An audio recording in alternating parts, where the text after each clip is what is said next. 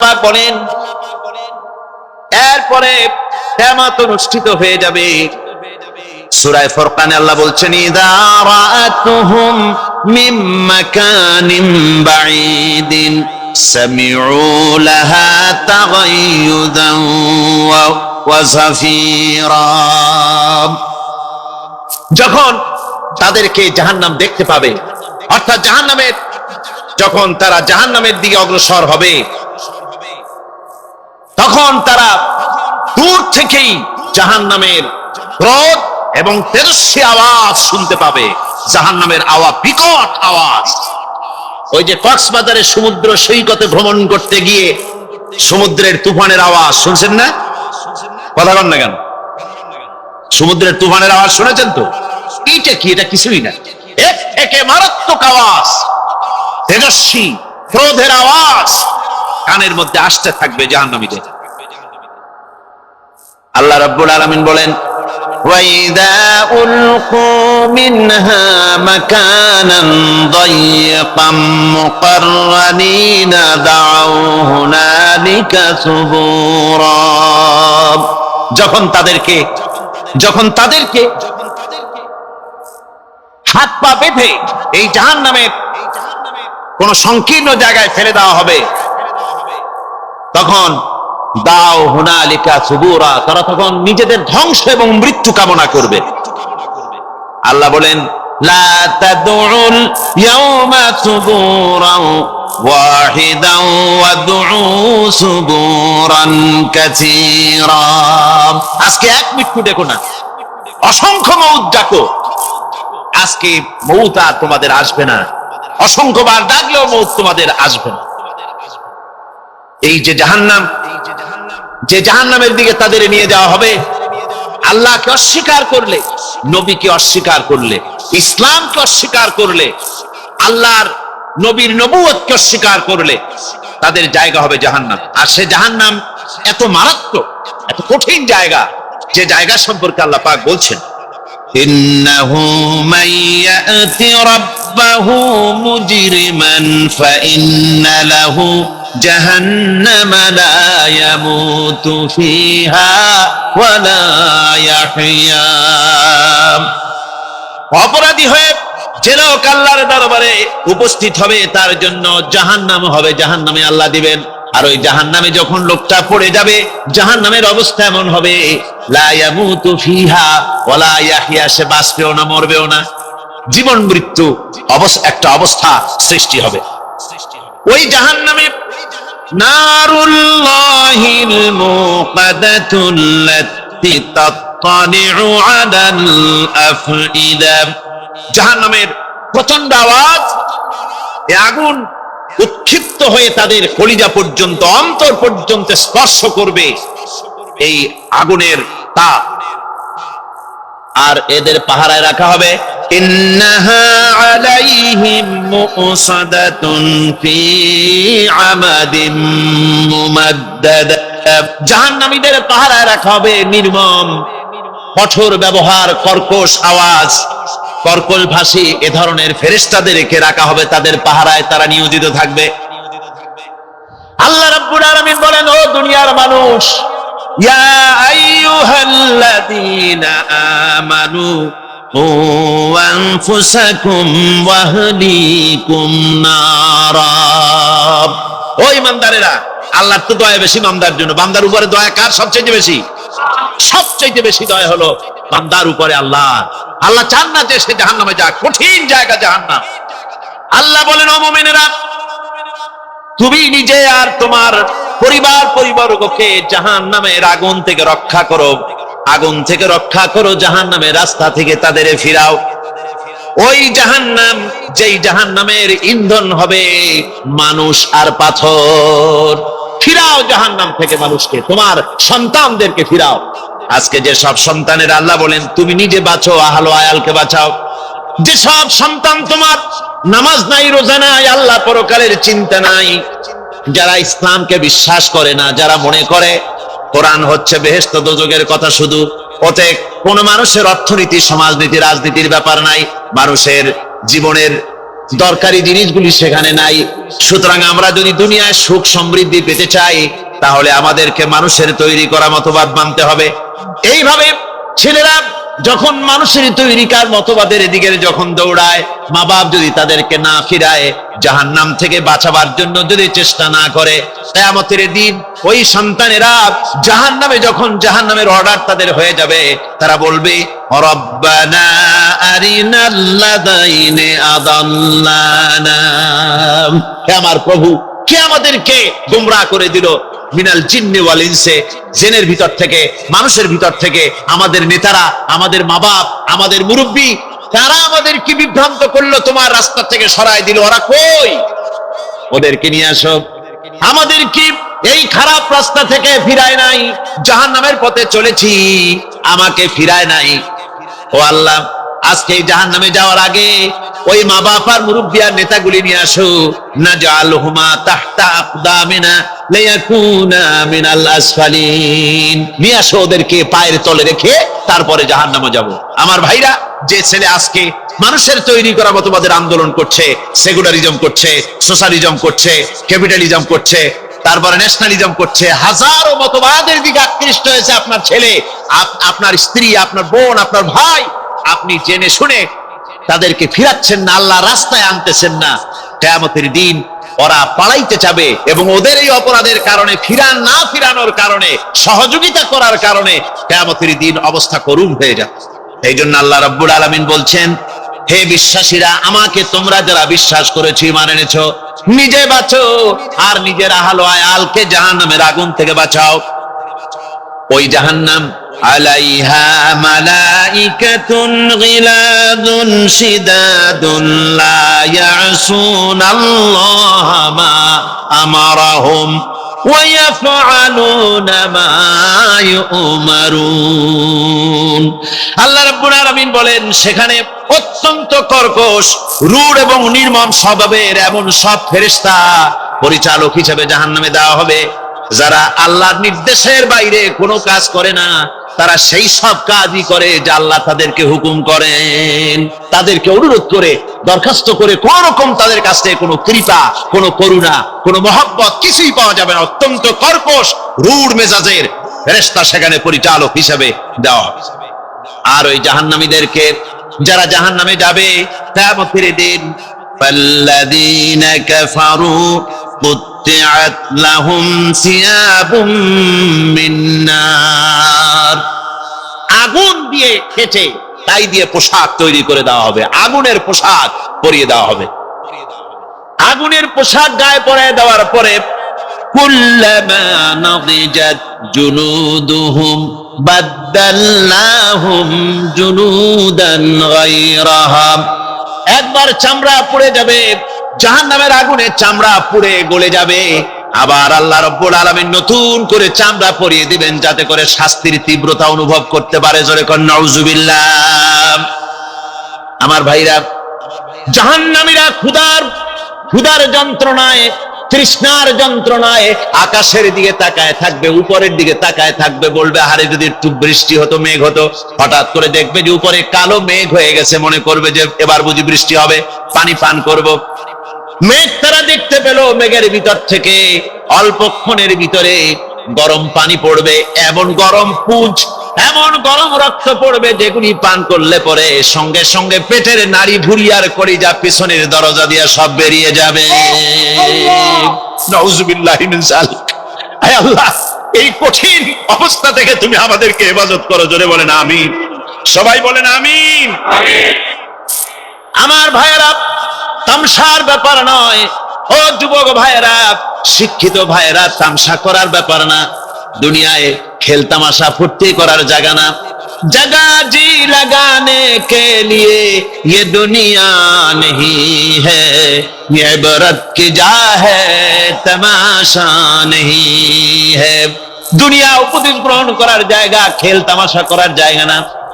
এই পৃথিবীতে আল্লাহ রাব্বুল আলামিন বলেন, নাফরমানি করলে পরে জাহান্নামে যাবেই, জাহান্নামে যেতে হবে। ওই জাহান্নামীদেরকে কি খেতে দেওয়া হবে? আল্লাহ পাক বলছেন, শোনো, খেতে দেব কি? তুসকা মিন আইনিন আনিয়া, ফুটন্ত গরম পানি তাদেরকে পান করতে দেওয়া হবে।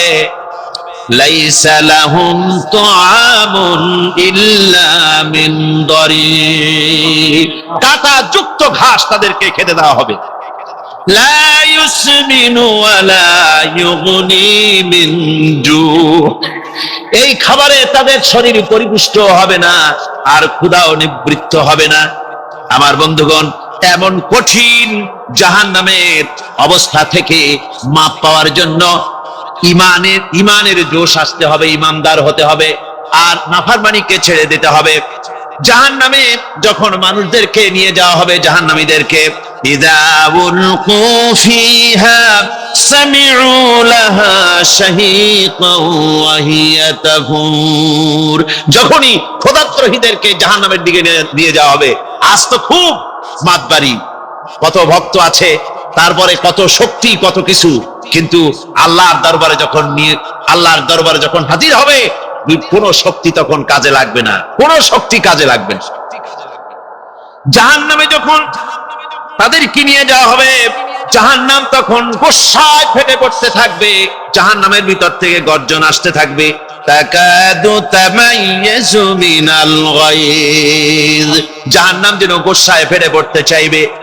কুল্লামা উলকিয়া ফিহা ফাওজুন সাআলাহুম খাযানাতুহা আলাম ইয়াতিকুম নাদির, জাহান্নামের পরিচালক বলবে, ও আল্লাহর বান্দা, কেন আজ জাহান্নামে আসলি, কেন দোজখে আসলি? আলাম ইয়াতিকুম নাদির, তোর কাছে কি কোনো ভীতি প্রদর্শক কেউ যায় নাই? কোন নবীর কথা কি শোনো নাই? কোরআনের কথা কি শোনো নাই? হাদিসের কথা কি শোনো নাই? জাহান্নামে কেন এলি? এত বড় খারাপ জায়গা কেন আসলি? শোনো নাই কি কোনো ভয় দেখানো কেউ কি সব সতর্কবাণী শোনায় নাই?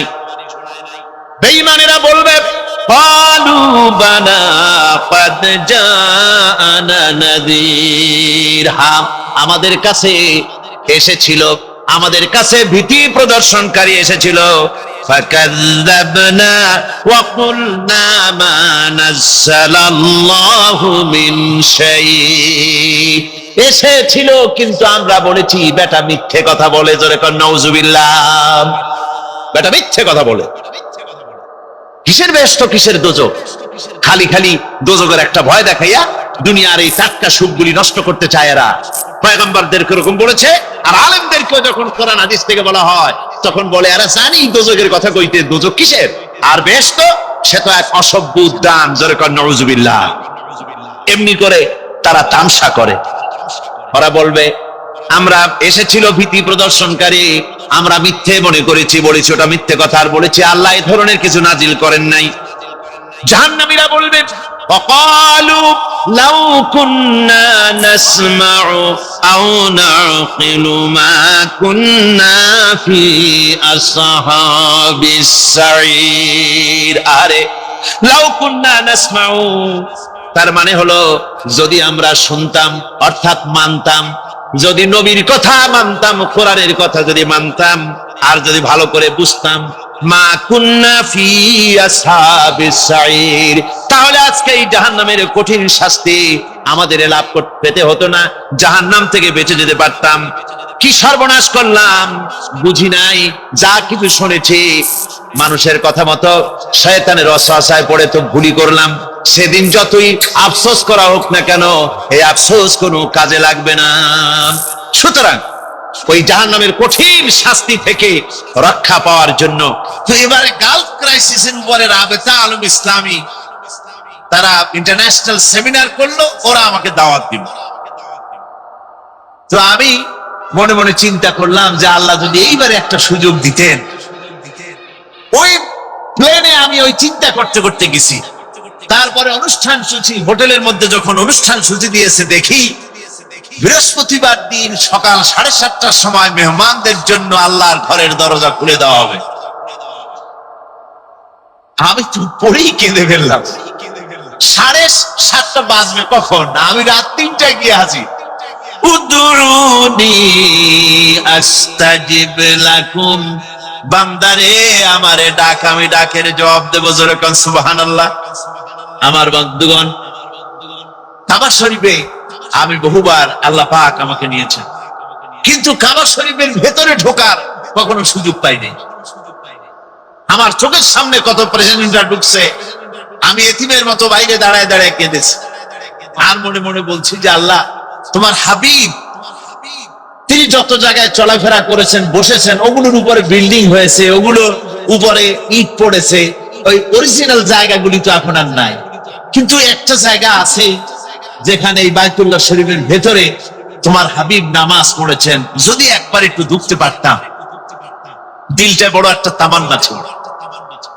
তো এবারে গালফ ক্রাইসিসের উপরে রাবেতা আলম ইসলামী তারা ইন্টারন্যাশনাল সেমিনার করলো, ওরা আমাকে দাওয়াত দিল। তো আমি মনে মনে চিন্তা করলাম যে আল্লাহ যদি এইবারে একটা সুযোগ দিতেন। ওই প্লেনে আমি ওই চিন্তা করতে করতে গেছি। তারপরে অনুষ্ঠান সূচি, হোটেলের মধ্যে যখন অনুষ্ঠান সূচি দিয়েছে, দেখি বৃহস্পতিবার দিন সকাল 7:30টার সময় মেহমানদের জন্য আল্লাহর ঘরের দরজা খুলে দেওয়া হবে। আমি তো পড়েই কেঁদে ফেললাম। 7:30 বাজবে কখন? আমি রাত 3টায় গিয়ে হাজির। সারা রাত তোয়াব করে তেলাওয়াত করে কাটায় দিয়া দরজা যখন খুলল, আল্লাহর ঘরের ভিতরে প্রবেশ করি, এত কান্না পেল, কাঁদলাম, প্রাণ ভরে দোয়া করতে লাগলাম। 4 দিকে ফিরে নামাজ পড়লাম। তখন তো আর কেবলা, রশ্মি কেবলা তো আর নাই, এখন ভিতরে চারদিকে কেবলা, চারদিকে নামাজ পড়লাম ফিরে। আধা ঘন্টা পর্যন্ত কাঁদলাম আর দোয়া করলাম। আমার মনে চিন্তা হলো, আমরা 400 মেহমান সারা পৃথিবী, আমি যদি একা বেশি সময় নেই, 20-25 জনের বেশি লোক ধরেনের মধ্যে, ওই লোকদের পরে জুলুম হবে, এই চিন্তা করে। তা না হলে আমি আরো কতক্ষণ থাকতাম। আল্লাহ ভালো দেন, আল্লাহ বোধহয় আমার খেয়াল এনে দিয়েছেন যে এত সময় থাকা ঠিক না, আর একজনের উপরে জুলুম হচ্ছে। আধা ঘন্টা দোয়া করার পরে, কান্দার পরে যখন আমি দরজা থেকে বের হব, দরজাটা ভেতরের দিকে খুলে, সোনার দরজা, দরজার দিকে যে জায়গায়, দরজায় অনেক আয়াতে কারিমাগুলি উৎকীর্ণ আছে, যেদিকে আমার চোখ প্রথম গিয়া পড়লো, আমি দেখি দরজার উপরে এরকম গোল একটা চক্কর লাগানো, ওখানে লেখা ওয়াকালা রাব্বুকুম উদউনি আস্তাজিব লাকুম। এমন জায়গায় আমার চোখ গিয়া ঠেকলো, আল্লাহ বলছেন ওয়াকালা রাব্বুকুম, তোমাদের রব তোমাদেরকে বলছেন উদউনি, আমারে ডাকো, আমি ডাকের সাড়া দেব।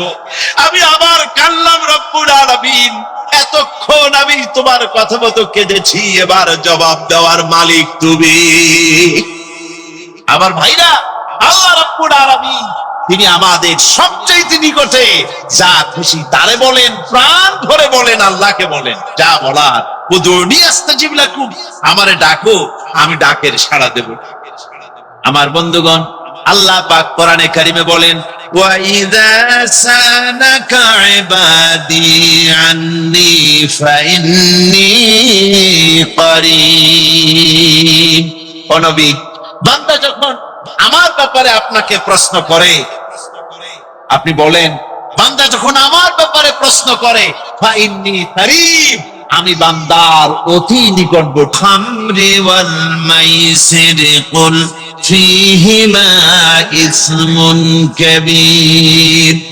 আপনাকে মদ এবং জুয়া সম্পর্কে প্রশ্ন করা হয়, আপনি বলুন যেটা একটা অন্যায়। আবার প্রশ্ন করা হচ্ছে ওয়ায়াসআলুনাকা আনিল আনফাল কুলিল আনফালু লিল্লাহি ওয়ার রাসূল। আপনাকে গনিমতের মাল সম্পর্কে প্রশ্ন করা হয়, আপনি বলুন গনিমতের মাল আল্লাহ এবং তার রাসূলের জন্য। এরকম করে কোরআন শরীফে যত জায়গায় আছে ওয়ায়াসআলুনাকা, আপনাকে প্রশ্ন করা হয়, আল্লাহ তার জবাব দিয়েছেন কুল দিয়ে আপনি বলেন।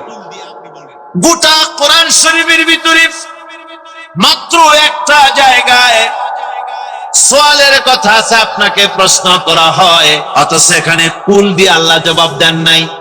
একটা আয়াতে, তা হচ্ছে ওয়াইযা সালাকা ইবাদি আন্নী ফাইন্নী করিব। ও নবী, আপনার কাছে যখন আমার ব্যাপারে প্রশ্ন করা হয়, আপনি বলুন কুল, এরকম বলা হয়। মানে হচ্ছে, একথা বোঝা যাচ্ছে আল্লাহ যেন বলতে চান, ও নবী, বান্দা এবার চাঁদের সম্পর্কে জিজ্ঞাসা করে না, রুহের ব্যাপারে জিগায় না, নারীর ব্যাপারে না, পুরুষের ব্যাপারে না, মদের ব্যাপারে না, গানিমাতের ব্যাপারে না।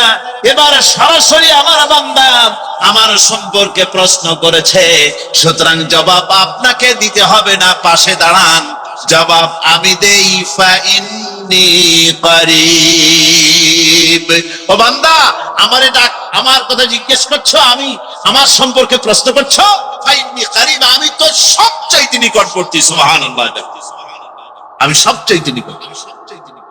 হাদিস শরীফে এসেছে, আল্লাহ পাকের নবী, তার কাছে প্রশ্ন করা হয়েছে, নবী, বান্দা আল্লাহ সবচাইতে নিকটে যায় কখন? আল্লাহ সবচাইতে নিকটে কখন যাওয়া যায়? আল্লাহ নবী বলেছেন, বান্দা যখন সেজদায় পড়ে যায় তখন সবচাইতে আল্লাহর বেশি নিকটে চলে যায়। সেজদায় যখন মানুষ পড়ে তখন সবচাইতে আল্লাহ নিকটবর্তী হয়ে যায়। জোরে কোন সুবহানাল্লাহ। হুজুর বলেছেন, যখন নামাজে সেজদা দিবে তখন মনে করবে তোমার নাক আর কপাল আল্লাহ রাব্বুল আলামিনের কুদরতি কদম মোবারকের উপরে ছেড়ে দিয়েছে। ভাইরা আমার, আল্লাহ পাক তাই বলছেন, আমি দূরে না, আমি সবচাইতে কাছে। তোমার কত কাছে? وَنَحْنُ أَقْرَبُ إِلَيْهِ مِنْ حَبْلِ الْوَرِيدِ। আমি তোমার শারক, যে রগের উপরে তোমার মাথাটা খাড়া আছে, এই রগ থেকেও আমি তোমার বেশি নিকটে। সুবহানাল্লাহ বিহামদিহি। সুতরাং এত নিকটবর্তী যে আল্লাহ পাক, সেই আল্লাহর সঙ্গে নাফরমানি করা, শিরক করা থেকে আমাদেরকে মুক্ত থাকতে হবে সব সময়ের জন্য। আমি আশা করি আমরা কথা বুঝতে পেরেছি, আমরা আল্লাহর সাথে শরীক করব না। কি বলেন, আল্লাহর সাথে শরীক করবেন? জোরে বলেন, করবে? করবেন না, কখনো করবেন না। আল্লাহর শক্তির সাথে, আল্লাহর গুণাবলীর সাথে কাউকে অংশীদার বানানো যাবে না।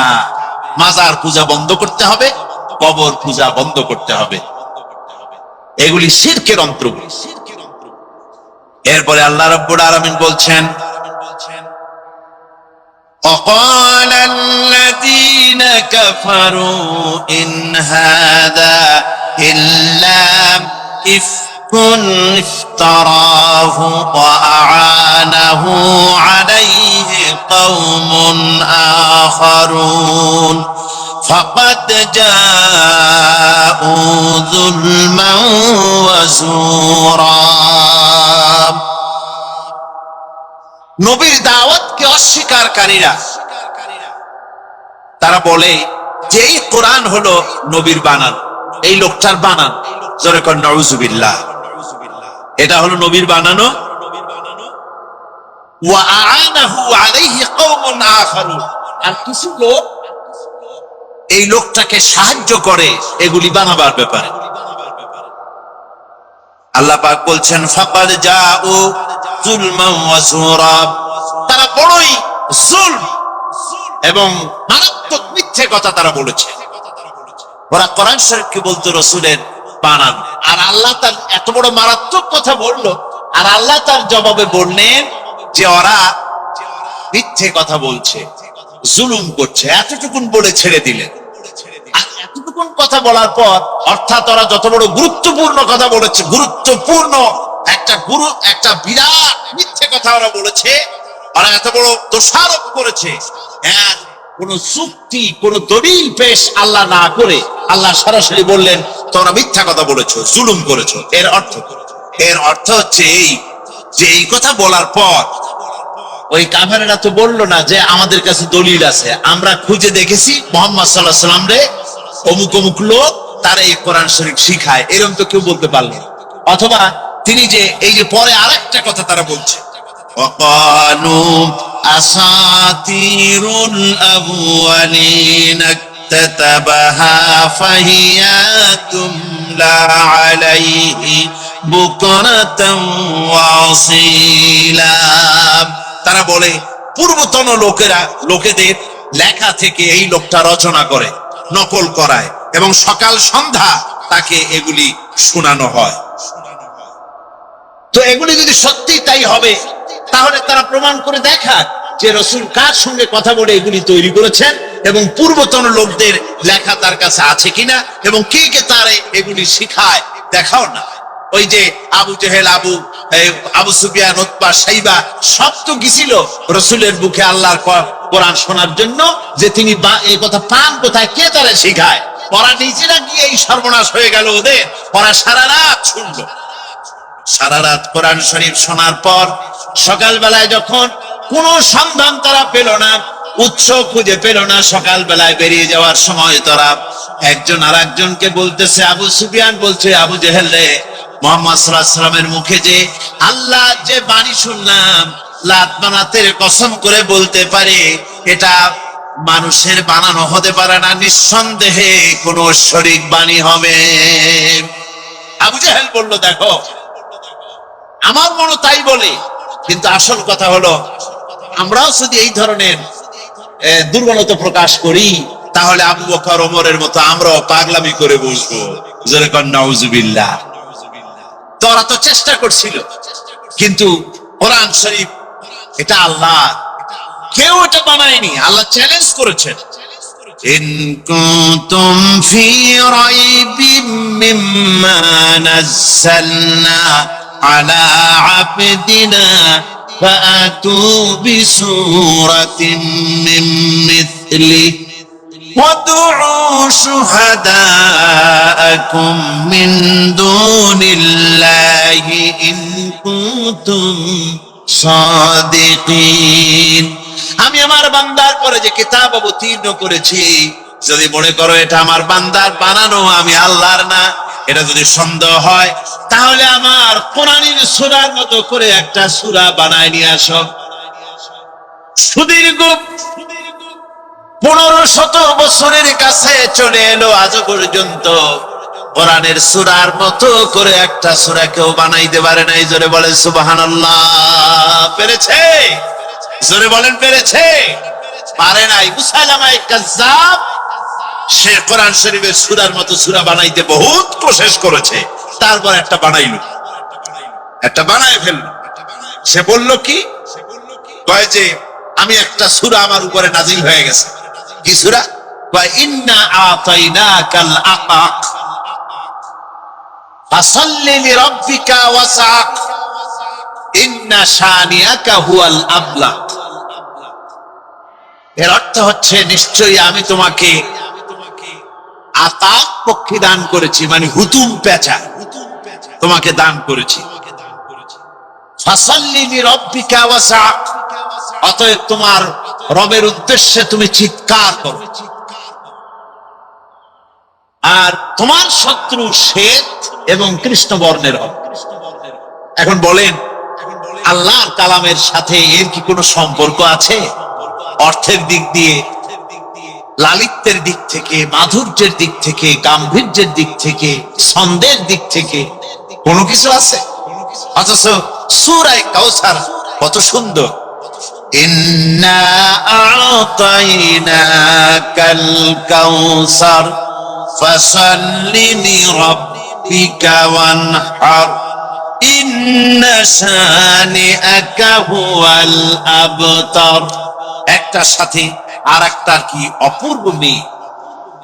আল্লাহ রাব্বুল আলামিন বলেছেন, আমার কোরআনে কারীমের সঙ্গে, কোরআনে কারীম আমার, এর ভিতরে শয়তান ঢুকতে পারে না, এটাকে কেউ রদবদল করতে পারে না। এমনকি আমার নবীও যদি কোরআনের ব্যাপারে কোনো বাড়াবাড়ি করতেন, নিজে যদি কিছু বানাতেন, ওয়ালাউ তাকাওয়ানা আলাইনা বা'দাল আকাবিল, কোন কথা নিজে তৈরি করে কোরআনের ভিতরে যদি তিনি ঢুকিয়ে দিতেন, লাখাযনা মিনহু বিল ইয়ামিন, আমি তার ডান হাতকে চেপে ধরতাম। সুম্মা লাকাতা'না মিনহুল ওয়াতিন, এরপরে আমি আবার নবীর কণ্ঠনালীকে কেটে ফেলে দিতাম। সুবহানাল্লাহ। কোরআনে কারীম এটা আমার নাযিল করা, এর মধ্যে কোনো ভুল নাই, এর মধ্যে কোনো সন্দেহের কোনো অবকাশ নাই। এ সবটাই আমার নাজিল করা, আমার কালাম, আমার বাণী। আমার ভাইয়েরা, আল্লাহ পাক বলছেন, কুল আনজালাহুল্লাযী ইয়ালামুস সিররা ফিস সামাওয়াতি ওয়াল আরদি ইন্নাহু কানা গফুরার রহিমা। বলো, এই কোরআন অবতীর্ণ হয়েছে তার কাছ থেকে যিনি জমিন এবং আসমান সমূহের সব তত্ত্ব, রহস্য, গোপন রহস্য সবকিছু যার কাছে উদ্ঘাটিত, তার কাছ থেকে কোরআন এসেছে। ইন্নাহু কানা গফুরার রহিমা, নিশ্চয়ই তিনি ক্ষমাশীল, দয়াবান। তো এই কথার সাথে ক্ষমাশীল এবং দয়াবান কথা আল্লাহ বললেন কেন? যেখানে ওরা মুহাম্মদ সাল্লাল্লাহু আলাইহি ওয়াসাল্লামকে মিথ্যাবাদী বলতেছে, মুহাম্মদ সাল্লাল্লাহু আলাইহি ওয়াসাল্লাম বানায়া কোরআন বলছে, তারপরে কারো কাছ থেকে নকল করতেছে বলছে, সেইখানে আল্লাহ বলছেন আমি ক্ষমাশীল, দয়াবান। তার মানে আল্লাহ রাব্বুল আলামিন বলতে চান, এত ভাবে বুঝাইলাম যে কোরআন আমার, এই বুঝাবার পরে এখনো যদি তোমরা তোমাদের কৃতকর্মের জন্য অনুশোচনা করো, যা বলেছ তা যদি প্রত্যাহার করো, এখনো যদি কোরআন বিশ্বাস করো, এখনো যদি তোমাদের আমলকে সুসংগঠিত করো, সুসংহত করো, তাহলে আমি আল্লাহ রাব্বুল আলামিন তোমাদের পেছনের সমস্ত গুনাহ রাশি মাফ করে দেব। জোরে বলেন সুবহানাল্লাহ। এরপরে এই কাফির বেঈমানেরা তারা আবার বলল, وقالوا ما لهذا الرسول يأكل الطعام ويمشي في الأسواق لولا أنزل إليه ملك فيكون معه نذيرا। একটার পর একটা অপবাদ, দোষ। আমাদের ধর্মীয় জীবনে, সামাজিক জীবনে, রাষ্ট্রীয় জীবনে ঐক্যবদ্ধ থাকার গুরুত্ব, the importance of unity in our life। আমরা ঐক্যবদ্ধ থাকতে চাই কি চাই না? এই আপনাদের গলার আওয়াজ। আমরা ঐক্যবদ্ধ জীবন যাপন করতে চাই কি চাই না? চাই। ঐক্যের কোনো বিকল্প। নবী করিম সাল্লাল্লাহু আলাইহি ওয়াসাল্লাম ইন্তেকালের 5 দিন আগে থেকে জ্বরাক্রান্ত হলেন, রোগাক্রান্ত হলেন, জ্বরে আর মাথার যন্ত্রণায় অস্থির হয়ে যেতে লাগলেন, বেহুশ হন, আবার হুশ হন। যেদিন তিনি ইন্তেকাল করবেন তার আগের দিনেও তিনি জোহরের নামাজ পড়ার জন্য সাহাবীদের কাঁধের উপরে ভর দিয়ে নামাজ পড়তে গেছেন, পা উঁচু করে নিতে পারেন নাই, পা টেনে টেনে নিয়েছেন। তিনি সেখানে খুতবা দিলেন, বললেন, ও আমার উম্মতেরা, এই পৃথিবীতে আল্লাহ রাব্বুল আলামিন তার এক বান্দাকে পৃথিবীর সব জাগতিক সম্পদ দিতে চেয়েছিলেন, কিন্তু সেই বান্দা সব জাগতিক সম্পদকে উপেক্ষা করে আল্লাহর সঙ্গে দিদার করা বেশি পছন্দ করেছেন। কেউ কিছুই বুঝলো না। হযরত আবু বকর রাদিয়াল্লাহু তাআলা আনহু খুব কাঁদতে লাগলেন। তিনি বুঝতে পেরেছেন যে এই পৃথিবীতে সমস্ত সম্পদ দিতে চেয়েছিলেন আল্লাহ, যাকে তার নাম বিশ্বনবী। তিনি সবগুলি উপেক্ষা করে আল্লাহর সঙ্গে দিদার করা বেশি পছন্দ করেছেন। আমরা অতি তাড়াতাড়ি নবীজি থেকে নবীর এতিম হয়ে যাব। পরের দিন ইশার নামাজের রক্ত হলো, আজান হয়ে গেল, মসজিদে মুসল্লিরা ভরে গেছে, সাহাবায়ে কেরাম সব এসে গেছেন। হুজুরের জন্য বহুক্ষণ অপেক্ষা করার পর হযরতে আবু বকর রাদিয়াল্লাহু তাআলা আনহু তিনি ইমামতির জায়গায় দাঁড়ায় গেছেন। নবীজি বেহুশ অবস্থায় ছিলেন ঘরের মধ্যে। হুশ আসার পর তিনি হযরত আয়েশাকে বললেন, আয়েশা, মসজিদে নববীতে এখন কি হতেছে?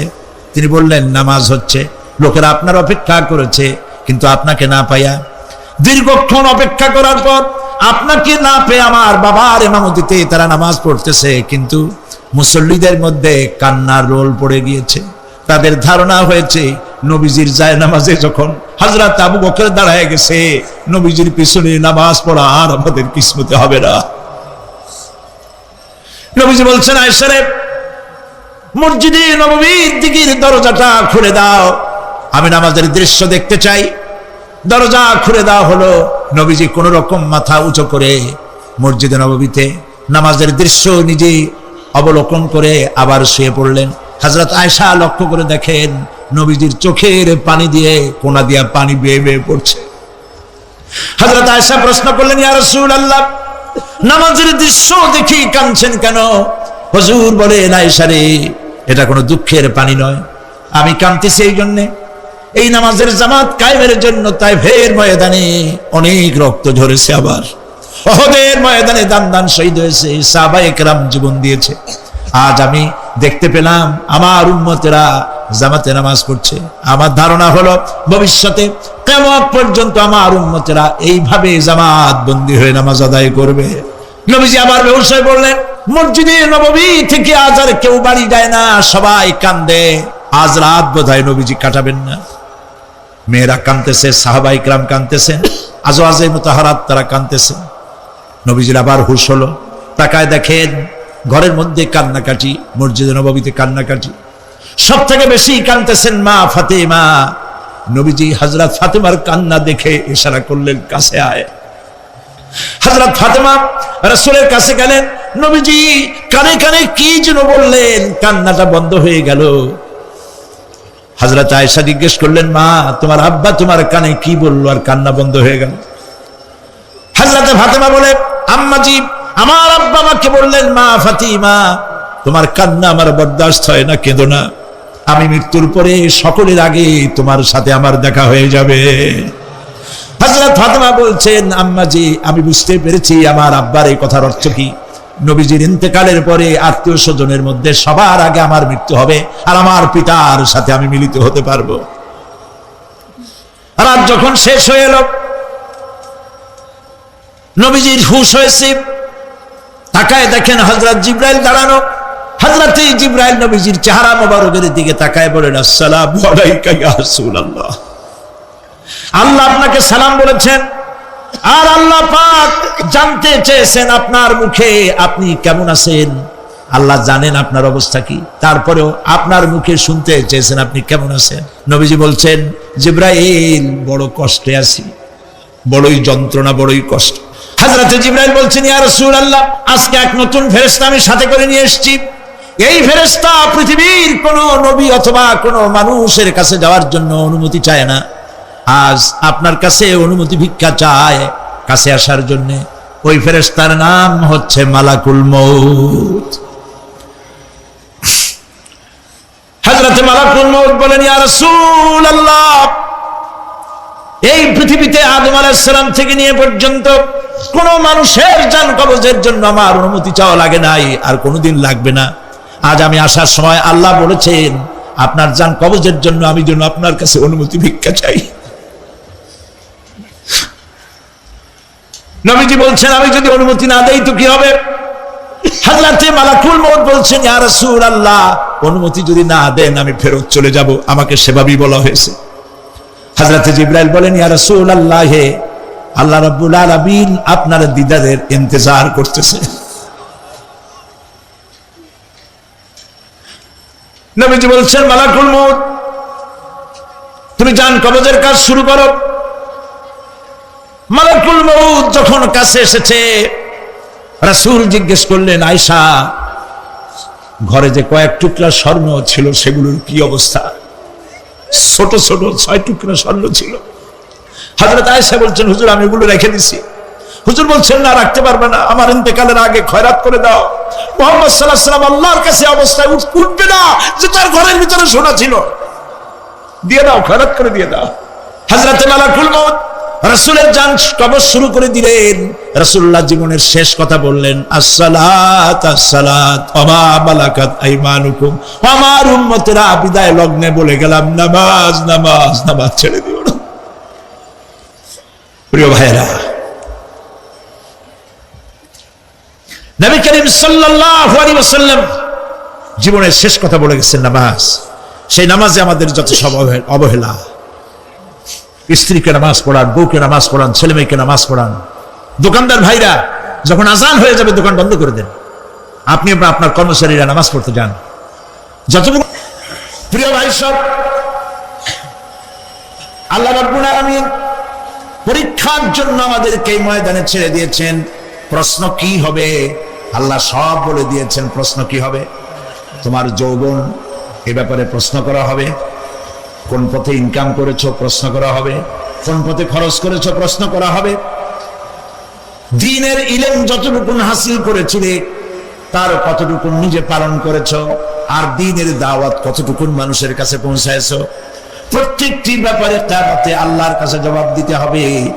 এই জন্য কবি বলছেন, আমল সে জিন্দগি बनती है ये जन्नत भी व जहन्नम भी, ये खाकी अपनी फितरत है ना नारी ना नूरी। মানুষের জীবন আমল দিয়ে গঠন হয়, আমল দিয়ে জীবন গড়ে, নইলে এই মাটির তৈরি দেহ জান্নাত আর জাহান্নামের কিছু দিয়ে তৈরি হয়নি। আপনি ইচ্ছে করলে দেহটাকে জাহান্নামের জন্য উপযোগী করতে পারেন, ইচ্ছে করলে এই দেহটাকে জান্নাতের জন্য উপযোগী করতে পারেন। এটি আপনার ইখতিয়ারে আল্লাহ দিয়েছেন, আপনাকে বাধ্য করা হয় নাই যে সেজদা না দিলে ফেরেশতা এসে ঘাড়ের উপরে পিটাবে, সুদ ঘুষ জেনা করলে পরে ঠ্যাং পিটায় ভেঙে দেওয়া হবে না। আপনি বাধ্য নন, আপনি সম্মানিত জীব আল্লাহ, সম্মানিত প্রাণী আল্লাহ পাকের, সেই জন্য মানুষকে বাধ্য করা হয় নাই। অটোনমাস বডি, অটোনমি দেওয়া হয়েছে, আপনাকে স্বাধিকার দেওয়া হয়েছে। চন্দ্র সূর্যের ব্যাপারে স্বাধিকার দেওয়া হয় নাই। রাত এখন 7:35, সূর্যের বাপেরও ক্ষমতা নাই বাংলাদেশে এখন উঁকি মারে, ঠিক কিনা? সে এখন আমেরিকায় রোদ দিচ্ছে, তাপ দিচ্ছে আমেরিকায়। ওকে নির্ধারণ করা হয়েছে যেভাবে, সেইভাবেই করতে হবে। পানি বলেন, পাহাড় বলেন, পাখি বলেন, চন্দ্র বলেন, গ্রহ বলেন, নক্ষত্র বলেন, সব জিনিস বাই হুক অ্যান্ড ক্রুক আল্লাহর হুকুম মানতে বাধ্য। কোরআনে কারীম আল্লাহ পাক বলেছেন, আফা গায়রা দীনিল্লাহি ইয়াবগুন ওয়া লাহু আসলামা মান ফিস সামাওয়াতি ওয়াল আরদি তাওআন ওয়া কারহা। আল্লাহর দেওয়া জীবন ব্যবস্থা ছেড়ে দিয়ে তোমরা কি অন্য কোন মতবাদ তালাশ করো? ওয়া লাহু আসলামা মান ফিস সামাওয়াতি ওয়াল আরদ, অথচ আকাশে যা আছে, জমিনে যা আছে, সব আনুগত্যের মস্তক আমার সামনে অবনত করে দিয়েছে। সুবহানাল্লাহ। মানুষকে আল্লাহ পাক ইখতিয়ার দিয়েছেন, ইচ্ছে করলে মাহফিলে আসতে পারেন, ইচ্ছে করলে সিনেমায় ঢুকতে পারবেন, অসুবিধা নেই। অসুবিধার জন্য কিয়ামত, ওখানে হিসাব হবে। এখানে আপনি সূর্য চন্দ্র ফেরেশতা, ফেরেশতারও কোনো মাজাল নাই, কোনো ইখতিয়ার নাই আল্লাহর হুকুমের বাইরে কিছু করে। আল্লাহ যা করতে বলেছেন তাই করতে হবে, এর বাইরে এক চুলও নড়তে পারবে না। কিন্তু মানুষেরা করতে পারবে। মানুষ ইচ্ছে করলে নামাজ রোজা ছাড়তে পারে, ইচ্ছে করলে আল্লাহর অমান্য করতে পারে। এটা তার বিচারের জায়গা না, এটা হলো পরীক্ষার জায়গা। এটা কিসের জায়গা? পরীক্ষার জায়গা। এখানে আপনি কামাই করলে ওখানে কিছু পাবেন, এখানে কামাই না করলে কিছু পাবেন না। আরো সোজা করে বলি, কোন কৃষক, যে কৃষক আষাঢ় মাসে শ্রাবণ মাসে জমিন চাষ করে না, পৌষ মাসে তার গোলায় ধান আসবে? কথা বুঝেন নাকি বুঝেন না? পৌষ মাসে গোলায় ধান আসবে? কোন পাগলও বলবে না যে তুমি তো চাষই করো নাই, তুমি জমিনে, তোমার জমিনের ফসল তোমার ঘরে আসবে কেন? কাজী এই দুনিয়ায় পরীক্ষা দিলে এখানে রেজাল্ট হয়, এখানে গাছ লাগাইলে এখানে ফল দেয়। কিন্তু মানুষের জন্য আল্লাহ পাক যে আমল তৈরি করেছেন, পরীক্ষা নেবেন, সেই পরীক্ষার রেজাল্ট এখানে হবে না। পরীক্ষার রেজাল্ট আউট হবে কোথায়? আখিরাতে। বলেন সবাই, কোথায় হবে? পরীক্ষার রেজাল্ট আউট হবে কোথায়? আখিরাতে। এখানে আপনি যা কামাই করবেন এখানে রিটার্ন দেওয়া হবে না। এখানে যা কামাই করবেন সমস্ত কামাই 700 গুণ বর্ধিত আকারে কিয়ামতে আল্লাহ আপনার হাতে ধরাই দিবেন। আল্লাহর ওয়াদা কখনো মিথ্যা হয়? মিথ্যা হয় রাজনৈতিক দলের নেতারা, এই জাতীয় লোকেরা যারা মঞ্চে আসে আর বলে যে এবার আমাদের ভোট দেন, আমরা ক্ষমতায় যাইতে পারলে আপনারা না খাইয়ে কেউ মরবেন না। কিন্তু কি খাইয়ে মরবে তাও কয় না। সেদিন শুনলাম এই যে নির্বাচন এখন একটা চলতেছে, স্লোগান বাপ দাঁড়াইছে, ছেলে তো বলে রহিম ভাই আমার ভাই, তোমার বাপের নাম রহিম। তারপরে শুনলাম বলতেছে বেগুন ভাইয়ের চরিত্র, আজকে নাম রাখে তো আদর করে বেগুন পটল, বেগুন ভাইয়ের চরিত্র ফুলের মতো পবিত্র। আমি আরেকজনের পাশে থেকে কইল যে নামাজ পড়ে না এক ওয়াক্ত, এমনই ফুলের মতো চরিত্র। তো দুনিয়ার ময়দানে আপনি যা কামাই করবেন এখানে রেজাল্ট আউট হবে, এখানে আপনি পাবেন ফল, এখানে পাবেন। যা করবেন এখানে গাছ লাগাবেন, ফল লাগাবেন, এখানে পাবেন। আর আল্লাহর জন্য যেটা করবেন সেটার ফল, সেটার রেজাল্ট কিয়ামতে বাইর হবে। সুবহানাল্লাহ। এখানে পরীক্ষা দিয়ে যদি কেউ ফেল করে, ম্যাট্রিক পরীক্ষা দিয়ে ফেল করেছে, ফাজিল পরীক্ষা দিয়ে ফেল করেছে, আবার পরীক্ষা দিয়ে পাস করার সুযোগ আছে, আবারও ফেল করেছে, আবারও পরীক্ষা দিয়ে পাস করার সুযোগ আছে। 10 বার যদি ফেল করে আরো 10 বার পাস পরীক্ষা দিয়ে পাস করার সুযোগ আছে। কিন্তু কিয়ামতের দিন আল্লাহ রাব্বুল আলামিনের জীবনের পরীক্ষায় কোনো মানুষ যদি আল্লাহর আদালতে ফেল করে বসে একবার, দ্বিতীয়বার পরীক্ষা দেওয়ার আর কোনো সুযোগ নাই। এই পৃথিবীতে যদি কেউ নিম্ন আদালতের মামলায় হেরে যায়, জজ কোর্টে করবে, যদি হেরে যায় হাইকোর্টে করবে, হেরে গেলে আপিল করবে সুপ্রিম কোর্টে, সুপ্রিম কোর্টেও যদি হেরে যায় তাহলে প্রেসিডেন্টের কাছে আপিল করবে। সুযোগ আছে কয়েকবার। কিন্তু কিয়ামতের দিন জীবনের আদালতে কোনো মানুষ যদি একবার ফেল করে বসে, জীবনের মামলায় যদি একবার হেরে যায়, দ্বিতীয়বার আপিল করার আর কোনো জায়গা নাই। সে আখিরাতে রেজাল্ট আউট হবে। আমরা সব মরে যাব, আমরা সব কি হব? সব মরে যাব। আল্লাহ পাক আমাদেরকে উঠাবেন আবার। মানুষকে কবরে রাখার সময় আমরা কি বলি? মিনহা খালাকনাকুম, জানেন না? পড়েন, মিনহা খালাকনাকুম ওয়া ফিহা নুঈদুকুম ওয়া মিনহা নুখরিজুকুম তারাতান উখরা। এই মাটি দিয়ে তোমাকে তৈরি করা হয়েছিল, এই মাটির মধ্যে রেখে গেলাম, এর থেকে আবার তোমাকে উত্থিত করা হবে। কে বলতেছেন এ কথা? আল্লাহ পাক বলছেন, আল্লাহ তাআলা বলছেন। কি নিষ্ঠুর এই পৃথিবী! ভেবে দেখেছেন কি একবারও কি ভেবে দেখেছেন এই পৃথিবী কত নিষ্ঠুর? এই সন্তান সন্ততি সব একটি মোহ, একটি মায়া, একটি মহব্বত, একটি প্রতারণা।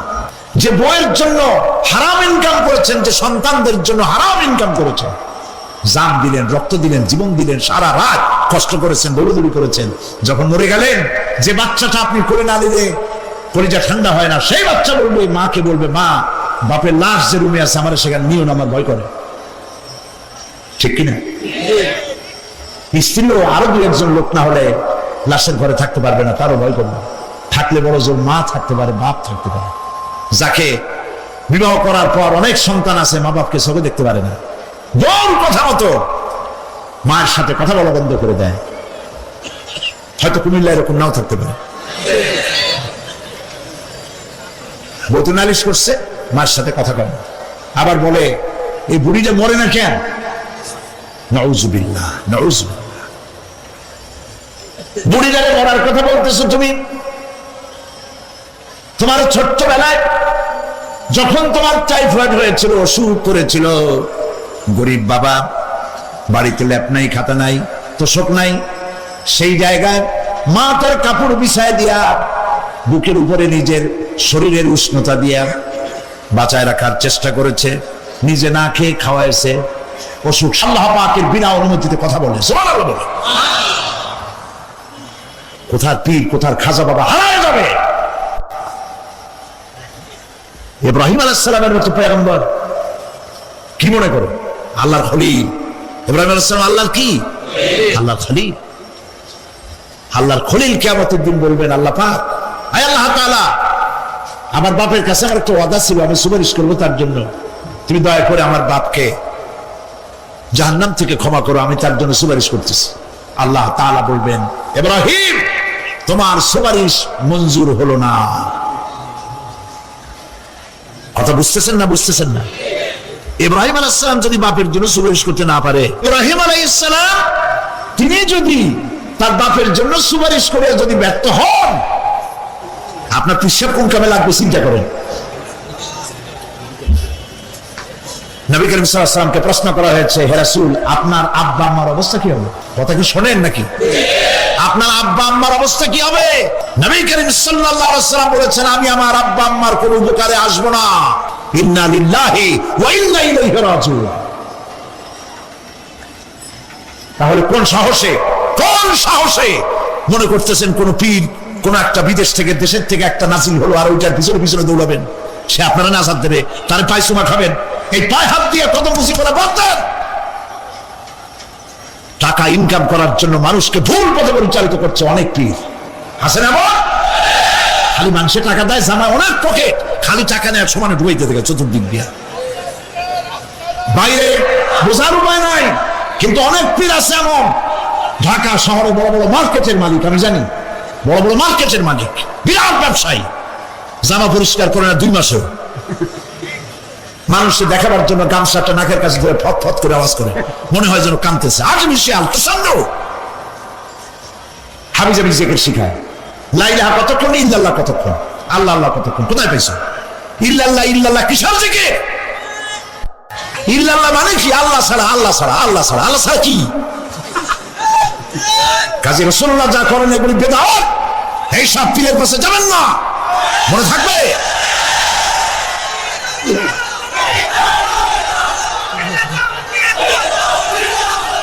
প্রিয় ভাই সব, কিয়ামতের দিন আপনার আমল, একমাত্র আমল আপনাকে বাঁচাইতে পারবে।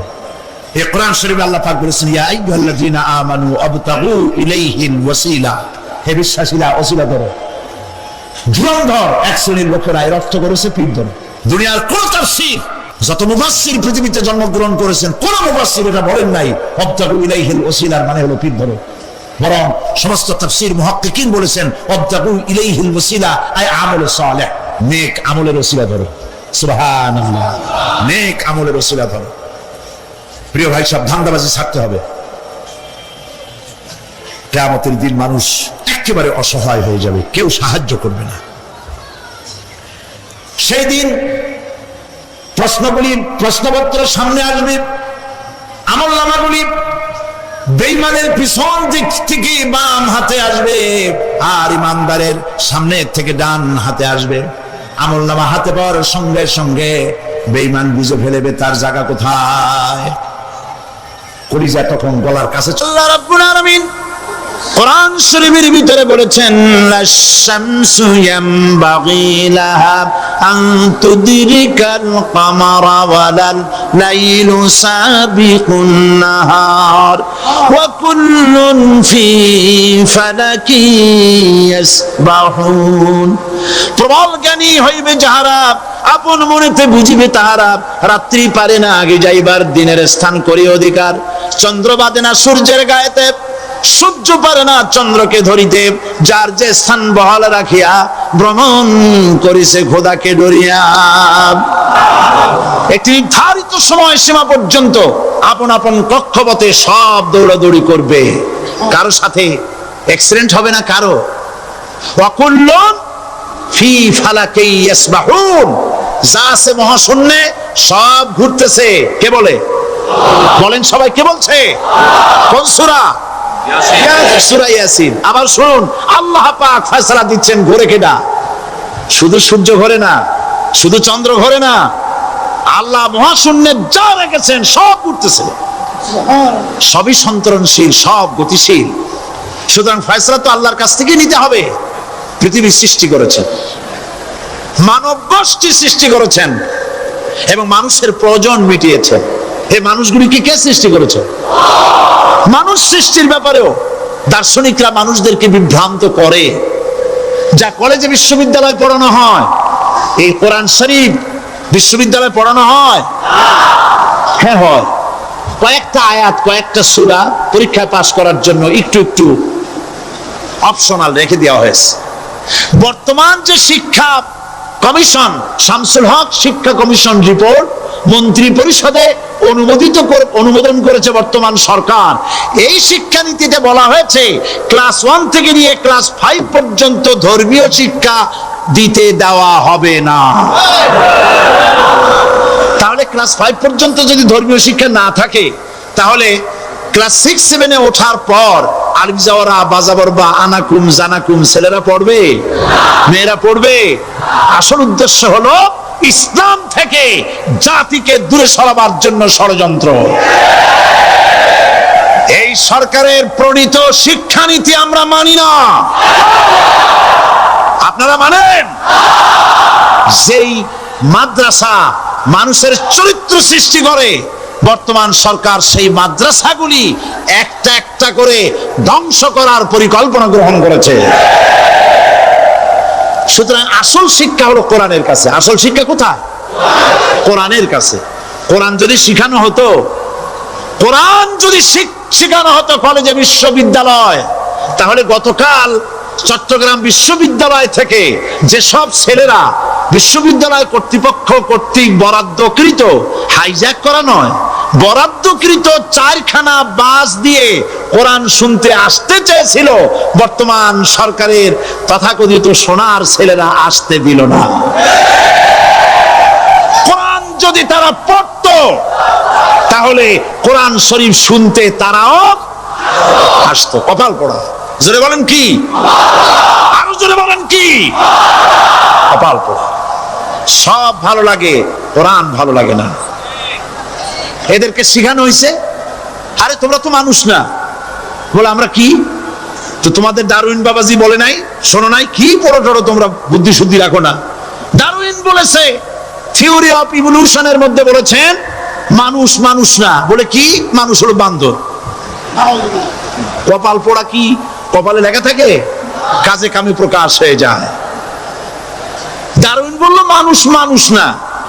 আলফ্রেড বললেন মানুষ হলো মানুষই ঠিক, তবে মানুষ হলো সেক্স সর্বস্ব জীব। সেক্স সমস্যার সমাধান করলে মানুষের সব সমস্যার সমাধান হয়ে যাবে। কার্ল মার্কস বললেন মানুষ হলো পেট সর্বস্ব জীব, পেট সমস্যার সমাধান করে দিলে সব সমস্যা শেষ। আর ডারউইন বললেন মানুষ মানুষই না, মানুষ কি? বলে বান্দর। ওরাং ওটাং শিম্পাজি আর ব্যাং থেকে মানুষের উৎপত্তি হয়েছে। আমি যখন জীবনের প্রথম শিম্পাজি দেখলাম, ওরাং ওটাং দেখলাম, তখন আমি মনে করেছি যে ডারউইন খামোখা ভুল করে নাই। এইটা দেখেই ও মনে করেছে যে এই হচ্ছে আমার মাতামহের গোষ্ঠী, এ হলো পিতামহের গোষ্ঠী। আপনারা একটু মাথা কাটায় চিন্তা করেন, মানুষ যদি বান্দর থেকে হবে, আজও বানর ফরেস্ট এরিয়া আছে কিনা বাংলাদেশে? চিল্লায় বলেন আছে কিনা? তো মানুষ যদি বান্দর থেকেই হবে, আপনারা কি কোনোদিন দেখেছেন যে একটা বান্দরের কোমর পর্যন্ত মানুষের মতো হয়ে সারছে? আর কিছুদিন গেলেই পুরো মানুষ হয়ে যাবে। বলা পর্যন্ত মানুষের মতো হয়ে গেছে, আর কদিন গেলেই মানুষ হয়ে যাবে। দেখছেন কখনো? আচ্ছা আপনারা বলেন, পাবদা মাছ আপনারা চট্টগ্রামে কি বলেন? পাবদাই বলেন। পাবদা মাছ দেখতে কি মাছের মতো লাগে? বোয়াল মাছের মতো। কোন পাগল কি বলছে কথা যে বোয়ালের পূর্বপুরুষ পাবদা? পাবদাগুলি পুটি টুটি খাইয়ে খাইয়ে আস্তে আস্তে বোয়াল হয়ে গেছে, এ কথা কেউ বলে? আচ্ছা শোলের যে ছোট সাইজ, শোল মাছ, গজাল মাছ, এর যে ছোট্ট সাইজ ভর্তা করে খায়, শুটকি বানায় খায়, ওগুলোর কি বলে? টাকি মাছ। এই টাকি মাছ দেখতে শোল মাছের মতো। কেউ পাগলকে আজ পর্যন্ত বলেছে যে শোল মাছের পূর্বপুরুষ টাকি, টাকিগুলা সারমার খাইয়া আস্তে আস্তে শৌলে পরিণত হয়ে গেছে? কেউ বলেছে? বলো। ডারউইন কয় বোতল খাইয়া যে এই মতবাদ লিখছে আল্লাহই ভালো জানে। যে বান্দরের থেকে মানুষ আবিষ্কার হয়েছে, নাউজুবিল্লাহ। এগুলি পড়ানো হয় কলেজে, বিশ্ববিদ্যালয়, তাই আমাদের সোনার ছেলেরা বান্দরামি করে। ওদের যদি পড়ানো হইতো তোমরা বান্দরের গোষ্ঠী নও, তোমরা মানুষ।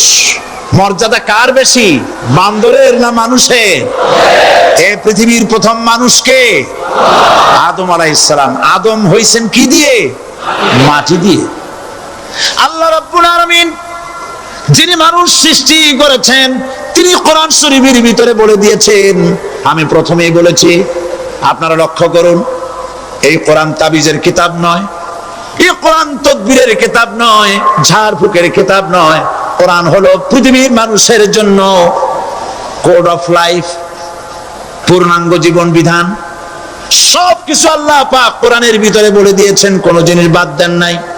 আপনি আমি কেমনে সৃষ্টি হয়েছি আল্লাহ পাক কোরআনের ভিতরে বলেছেন, ইন্না খালাকনাকুম মিন তুরাবিন সুম্মা মিন নুতফাতিন সুম্মা মিন আলাকাতিন সুম্মা মিন মুদগা। নিষ্প্রাণ মাটি দিয়ে তোমাকে উৎপন্ন করা হয়েছে, নিষ্প্রাণ মাটি উপাদান দিয়ে তোমাকে তৈরি করা হলো। মায়ের পেটের ভিতরে এক ফোঁটা নাপাক পানি জমাট রক্তে পরিণত হয়ে গেল, জমাট রক্ত আস্তে করে গোস্ত পিণ্ড হলো, গোস্ত পিণ্ডকে সুন্দর করে সাজায়া হাড্ডি গুড্ডি বানায়া স্ট্রাকচার তৈরি করে তার উপরে ফাকাসাউনাল ইযামা লাহমা চামড়া দিয়ে গোশত দিয়া সাজায়া সুন্দর করে বানালাম। আল্লাহর পরিচয় শুনুন, আল্লাহ আমার কেমন আল্লাহ। মায়ের পেটের ভিতরে সন্তান বানায়া এরপরে যখন রূহ দেওয়া হয়েছে, ক্ষুধা লেগেছে, খাবারের প্রয়োজন হয়েছে, আল্লাহ রাব্বুল আলামিন ওই কচি বান্দা মায়ের পেটে বসে কি খাবে সেজন্য তার মা চিন্তা করে নাই, বাবা চিন্তা করে নাই, সরকার চিন্তা করে নাই। আল্লাহ রাব্বুল আলামিন মায়ের মাসিক অসুখকে বন্ধ করে দিয়ে সন্তানের নাভির সাথে আর মায়ের নাভির সাথে তার লাগায়া, পাইপ লাগায়া মায়ের মাসিক অসুখের রক্তগুলি দিয়ে সন্তানকে বড় বানালেন। মুখ দিয়া এই রক্ত পান করালেন না, মুখটাকে পবিত্র রেখে দিলেন যাতে করে পৃথিবীতে আসার পর ওই মুখ দিয়া আল্লাহ রাব্বুল আলামিনের জিকির করতে পারো। সন্তান মায়ের ভিতরে পেটের ভিতরে বড় হলো, আল্লাহ রাব্বুল আলামিন বলেন মাস দিন যখন পুরা হয়ে গেল, সুম্মা নুখরিজুকুম তিফলা, বাচ্চার আকারে পৃথিবীতে নিয়ে আসলাম। এখন খাবা কি? পৃথিবীতে যখন বাচ্চা এলো তখন তার পেটের সাথে যে সংযোগ ছিল মায়ের নাভির সাথে আর সন্তানের নাভির সাথে, সেই সংযোগ তার আর কি থাকলো? কি করা হলো? কেটে দেওয়া হলো। লক্ষ্য করুন, খাবারের জন্য একটি মাত্র পাইপ আল্লাহ লাগাইছিলেন, পৃথিবীতে সন্তান আসার সঙ্গে সঙ্গে পাইপটা কেটে দেওয়া হলো। এবার কি খাবে? আল্লাহ রাব্বুল আলামিন মায়ের বুক থেকে সন্তানের জন্য এবার সিঙ্গেল সিগন্যাল, তার জন্য সিঙ্গেল কোন লাইন যেটা ছিল কেটে দিয়া মায়ের বুক থেকে সন্তানের জন্য ডাবল লাইন আল্লাহ চালু করে দিলেন। এমন দুধ বানায় দিলেন যা শুধু খাবার নয়, শুধু ফুড ভ্যালু নয়, এই দুধের ভিতরে ক্যালসিয়াম, এর মধ্যে ভিটামিন, এর মধ্যে আয়রন, এর মধ্যে মেডিসিন। দুনিয়ার এই সন্তান ছিল ফি কারারিন মাকিন, সুরক্ষিত জায়গার ভিতরে ছিল, কোনো পলিউশন সেখানে যেতে পারতো না, রোগের জার্ম সেখানে যেতে পারতো না। দুনিয়ায় এলো দূষিত আবহাওয়ার ভিতরে, এই সন্তানকে এখনই অ্যান্টিবায়োটিক খাওয়ালে পরে অসুবিধা হবে। আল্লাহ রাব্বুল আলামিন মায়ের দুধের ভিতরে ঔষধ দিয়া রোগের প্রতিষেধক বানায়া দিলেন। এ হলো আমার আল্লাহ। এ আমার কে? আল্লাহ। জোরে বলেন আল্লাহ। আল্লাহ আল্লাহ রাব্বুল আলামিন মায়ের দুধ দিয়ে সন্তানকে বড় করলেন আর শোনায় দিলেন, খবরদার এই মায়ের সাথে, এই বাপের সাথে নাফরমানি করবি না। মা বাপের জন্য আমার কাছে দোয়া করবে, রব্বির হামহুমা কামা রাব্বায়ানি সগীরা।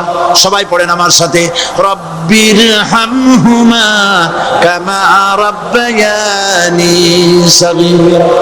আল্লাহ পাক শিখাই দিলেন বান্দারে আমার কাছে দোয়া করায়, আল্লাহ আমার মা বাপ আমাকে ছোটবেলায় যেভাবে স্নেহের কোলে লালন পালন করেছে, এইভাবে আমার মা বাপদের তোমার রহমতের কোলে লালন পালন করো। মনে থাকবে ভাইরা? বলে মনে থাকবে? প্রত্যেক নামাজের পরে মা বাবার জন্য দোয়া করবেন, বেঁচে থাকুক আর মরে যাক, দোয়া করবেনই। মনে থাকবে? রব্বির হামহুমা কামা রাব্বায়ানি সগীরা। আবার পড়েন, রব্বির হামহুমা কামা রাব্বায়ানি সগীরা। আল্লাহ পাক মায়ের মর্যাদা এত বাড়াইছেন, সাহাবী প্রশ্ন করেছে, ইয়া রাসূলুল্লাহ খেদমত করব কার? হুজুর বলেন তোমার মায়ের, তারপরে কার? তোমার মায়ের, তারপরে কার? তোমার মায়ের, তারপরে কার? তোমার পিতার। বাপের চাইতে মায়ের মর্যাদা আল্লাহ 3 গুণ বাড়াইয়া দিলেন, 3 গুণ বৃদ্ধি করে দিলেন। হাদিস শরীফে এসেছে, হযরত আবী হুরায়রা রাদিয়াল্লাহু তাআলা আনহু রাসূলের কাছে এসে রাতের বেলায় কাঁদতেছিলেন। হুজুর প্রশ্ন করলেন, আবু হুরায়রা কাঁদো কেন? হযরত আবু হুরায়রা বলছেন, হুজুর মা আমাকে মেরেছে। তিনি প্রশ্ন করলেন, আচ্ছা মা তোমার মারলো কেন? তুমি কি কোনো বেয়াদবি করছো? তিনি বললেন না। তবে মারলো কেন? হযরত আবু হুরায়রা বলেন, ইয়া রাসূলুল্লাহ আপনার খেদমত থেকে বাড়ি ফিরতে আমার দেরি হয়ে গিয়েছিল, গভীর রাত্রে যখন বাড়ি গেছি, মা আমাকে প্রশ্ন করলেন, বাবা দেরি হলো কেন, কোথায় ছিলি? তাম পৃথিবীর মানুষ যেই কদম মোবারক চুমু দিতে পারলে ধন্য হয়ে যায়, সেই আখিরি জামানার পয়গম্বর নবী মুহাম্মদ রাসূলুল্লাহ সাল্লাল্লাহু আলাইহি সাল্লামের দরবার থেকে আসতে আমার দেরি হয়ে গেছে। ইয়া রাসূলুল্লাহ, আমার মা আপনার নাম শুনে তার গা জ্বলে উঠল, তিনি কাফের মুশরিকা। আপনার নাম শুনে অগ্নি শর্মা হয়ে আমাকে ধরে পিটানো আরম্ভ করলেন আর বললেন, আবু হুরায়রা, হয় মুহাম্মদ সাল্লাল্লাহু আলাইহি সাল্লামের বাড়ি ছাড়বি, নইলে আমার বাড়ি ছাড়বি, কি করবি বল? মার খেতে খেতে আমি বললাম, মা তোমার গায়ে যত শক্তি আছে আমারে মার, তোমার বাড়ি শুদ্ধ তাম দুনিয়াটা ছেড়ে দিতে পারি, মুহাম্মদ রাসূলুল্লাহর কদম মোবারক ছেড়ে দিতে পারি না। হুজুর, আমার মা গলা ধাক্কা মেরে আমাকে বের করে দিয়েছেন। হুজুর বলছেন, আবু হুরায়রা, মা তোমাকে মেরেছে আর আমার কাছে নালিশ করছো, আমি তোমার মায়ের কোনো বিচার করতে পারবো না। সুবহানাল্লাহ, এত বড় পাওয়ারফুল নবী, শানওয়ালা, ইজ্জতওয়ালি, বরকতওয়ালি, এত বড় নবী বলছেন মা মেরেছে, আমার করার কিচ্ছু নাই। সুবহানাল্লাহ। তোমার মা মুশরিকা হোক আর যাই হোক, তোমার মা। সুবহানাল্লাহ বলেন। আমার বন্ধুগণ, হযরত আবু হুরায়রা বলেন, ইয়া রাসূলুল্লাহ, মায়ের বিরুদ্ধে কোনো অভিযোগ নিয়ে আমি আপনার কাছে আসি নাই। হুজুর বললেন, কেন আসছো বলো খুলে। আবু হুরায়রা বলেন, হুজুর আমি জানি আপনি আল্লাহর দরবারে যদি কোনো ব্যাপারে হাত তোলেন আল্লাহ মঞ্জুর করে ফেলেন। আপনি দয়া করে আমার মার জন্য দোয়া করেন, আল্লাহ যেন হেদায়েত দিয়ে দেন। আমার নবীজি দুখানে হাত উত্তোলন করলেন, বললেন, আল্লাহুম্মা ইহদিহুম্মা আবি হুরায়রা, আয় আল্লাহ আমি দোয়া করতেছি আবু হুরায়রার মাকে হেদায়েত নসিব করো। হুজুর হাত তুলে মোনাজাত করছেন, আবু হুরায়রা দৌড় দিলেন বাড়ির দিকে। কয়েকজন সাহাবী হযরত আবু হুরায়রার জামা টেনে ধরেছে, এই ভদ্রলোক দৌড়ায় কেন? এত শান্ত মানুষ, কখনো গরম হয়ে কারো সঙ্গে কথা বলে না, এই মানুষটা দৌড়ায় কেন? কোনো বিপদ হইল নাকি? জামা টেনে ধরে বলে, আবু হুরায়রা দৌড়াও কেন? হযরত আবু হুরায়রা বলেন, জামাত ছেড়ে দাও, কোনো বিপদ আমার হয় নাই, আমি দৌড়াইয়া বাড়ি যাই দেখতে চাই। আমি দৌড়াইয়া আগে বাড়ি যেতে পারলাম না, আমার নবীর দোয়া আগে আমার বাড়ি চলে গেছে, আমি এটা দেখতে চাই। হযরত আবু হুরায়রা দৌড়াতে দৌড়াতে বাড়ি চলে গেছেন। দরজায় নক করলেন, ভেতর থেকে আওয়াজ এলো, কে? তিনি বললেন, আমি আবু হুরায়রা, মা দরজা খুলে দাও, আমি তোমার সন্তান। মা বললেন, বাবা অপেক্ষা করো, দরজা খুলতেছে। হযরত আবু হুরায়রা বলেন, মায়ের গলার আওয়াজের ভেতরে কুফরি কর্কশতা পেলাম না, মায়ের গলার আওয়াজের ভেতরে তাওহীদের নরমিয়াত পেলাম। আমার কাছে মনে হলো আমি আবু হুরায়রা বাড়ি আসার আগে নবীজির দোয়া আল্লাহর আরশে পৌঁছে গেছে। আবু হুরায়রা বলছেন, মা আমার কিছুক্ষণ পরে ঘরের থেকে বেরিয়ে এসেছেন, আমি দেখলাম মায়ের শরীর ভিজা, মাথার চুল দিয়া পানি টপকাচ্ছে। মা আমার বললেন, বাবারে তোমাকে মারার পর আমি নিদারুণ অনুশোচনায় পড়েছিলাম, মনে মনে ভাবলাম, আহারে আমার সন্তান আমি কেন মারলাম? সে তো কোনো খারাপ কাজ করে নাই, কোনো খারাপ জায়গায় যায় নাই, এত ভালো মানুষ যার সম্পর্কে লোকেরা খামোখাই মিথ্যা কথা বলে, এই ভালো মানুষটার কাছে গেছে, সেজন্য আমি মারলাম কেন?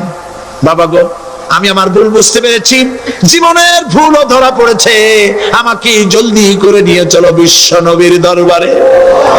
হযরত আবু হুরায়রার মা রাসূলুল্লাহর খেদমতে এসে ঘোষণা করলেন, আশহাদু আল্লা ইলাহা ইল্লাল্লাহু ওয়াহদাহু লা শারীকা লাহু ওয়া আশহাদু আন্না মুহাম্মাদান আবদুহু ওয়া রাসূলুহু।